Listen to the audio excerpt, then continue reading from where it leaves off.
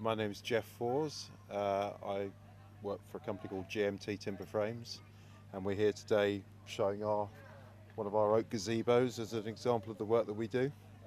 Are you based locally to here? Yes, we're between Wincanton and Bruton, and we're based on a farm, so it's a nice working environment. We cut all the frames at the farm, and then we take them wherever it is to be assembled, um, for whatever purpose.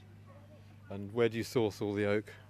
Our oak comes from a supplier in Wiltshire, and they get it from all over the country. Comes from big estates up on the east coast, and could come from anywhere in the UK. But we tend to use the English timbers more than the French timbers.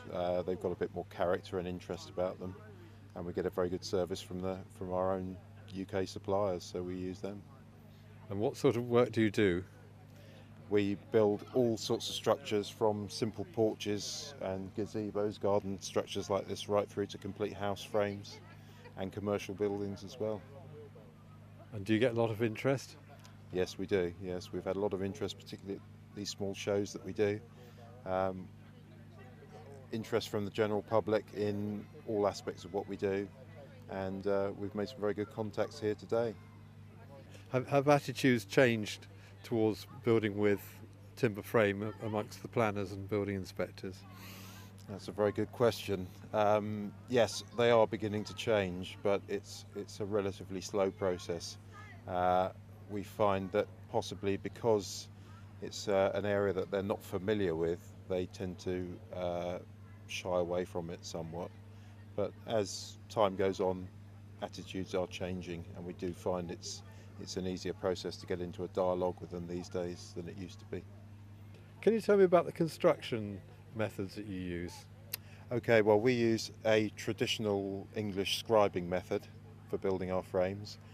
What we do is we lay each element of the building out on stools in our yard, and we cut all the joints by using plumb bob and the bubble on a spirit level.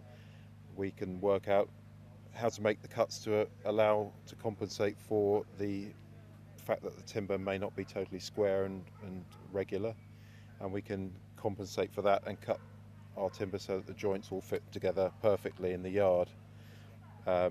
We also use a method called draw boring, where we peg the joint together.